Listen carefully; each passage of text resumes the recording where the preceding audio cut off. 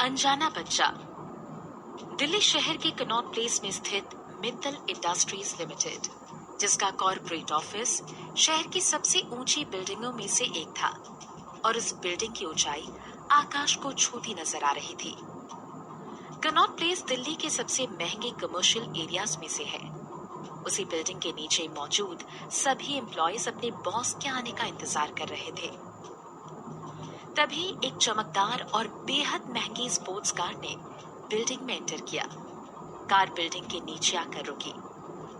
उस कार का गेट जैसे ही ऊपर की तरफ खुला, उसमें से बाहर निकलते हुए पैर महंगे लेदर डिजाइनर शूज और लग्जरी फैब्रिक सूट में ढके हुए थे।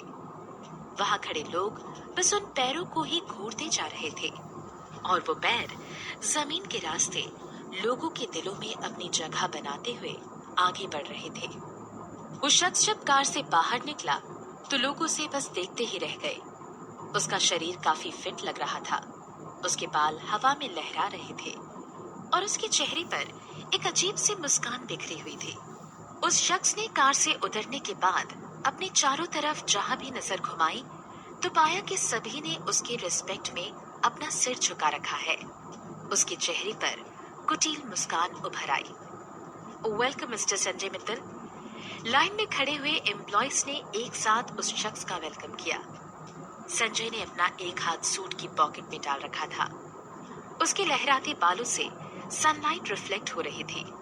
सबको ग्रीट करने के बाद वो बिल्डिंग के अंदर जाने लगा। सब कुछ एकदम सही लग रहा था कि अचानक डैडी! भीड़ में से एक मासूम और प्यारी सी आवाज उसके कानों में गूंजी, जिसने उसके कदम वहीं रोक दिए। न जाने अचानक ही उस भीड़ में से ये छोटी सी बच्ची कहां से आई। नन्हे कदमों से उसकी ओर आती हुई वो एक प्यारी बच्ची थी जिसकी एज 2 साल से ज्यादा नहीं थी। इससे पहले कि कोई कुछ समझ पाता, वो प्यारी सी बच्ची अपने छोटे छोटे पैरों से आगे बढ़ते हुए अब संजय मित्तल के सामने पहुंच चुकी थी। Daddy daddy daddy! तभी उस बच्चे की तेज और कर्कश सी आवाज भीड़ में शांत खड़े हर शख्स के कानों में सुनाई पड़ी। डैडी! इस एक तुतलाती शब्द ने जैसे छोटी सी बच्ची की तरफ सबको आकर्षित कर दिया था।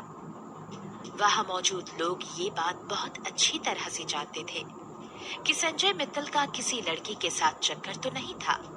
फिर अचानक ये बच्ची कहां से पैदा हो गई? और इतने बड़े बिजनेस टाइकून संजय मित्तल, जिसके पास अपने बिजनेस के अलावा एक सेकंड भी टाइम नहीं रहता था, आखिर वो उसका पिता कैसे हो सकता था? छोड़ो मुझे, जाने दो, मिस्टर संजय ने कहा। वो छोटी बच्ची अब उसके दाहिने पैर से लिपट चुकी थी। संजय ने अपने पैर से लिपटी उस बच्चे की तरफ देखा। हालांकि संजय को खुद पर इतना ट्रस्ट तो था ही कि आज तक वो किसी लड़की के साथ रिलेशनशिप में रहा ही नहीं, तो ये बेबी होना तो नामुमकिन ही था। संजय के आसपास मौजूद बॉडीगार्ड्स ने हरकत की और वो उस नन्ही बच्ची को उससे अलग करने लगे। लेकिन जैसे ही बॉडीगार्ड ने बच्ची को टच करना चाहा कि तभी उनकी नजर किसी चीज पर पड़ी और उनके हाथ जैसे हवा में ही बर्फ की तरह जम गए। ओह बेबी आयुषी! संजय मित्तल! बॉडीगार्ड्स ने बच्ची के ड्रेस पर लगे एक पर्चे को देखते हुए एक एक शब्द को पढ़ते हुए कहा। और कब उस बॉडीगार्ड की आवाज भीड़ तक पहुंच गई पता ही नहीं चला। वाह, बेबी संजय सर की! भीड़ से लोगों के खुसफुसाने की आवाजें आने लगी और भीड़ धीरे धीरे उसकी तरफ बढ़ने लगी। तभी बच्ची बुरी तरह से रोने लगी। लगा जैसे अब शायद वो जान चुकी थी कि वो भीड़ में गुम हो चुकी है। उसने जब भीड़ की तरफ एक नजर देखा तो उसकी छोटी छोटी आंखों से आंसू बहने लगे। वहां मौजूद भीड़ ने बड़ी मुश्किल से खुद को काबू में किया हुआ था। जाने क्यों भीड़ के चेहरे मिस्टर संजय मित्तल के गुस्सैल चेहरे की तरह ही नजर आ रहे थे।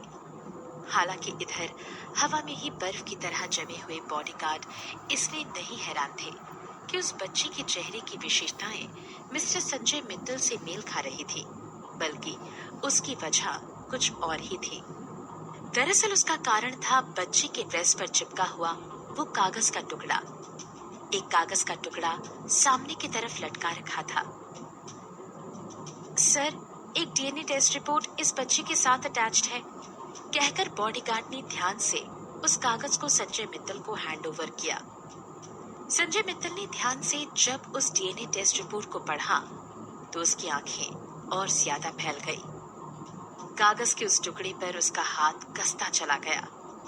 इस जगह को सील कर दो and find the mother of this child right now.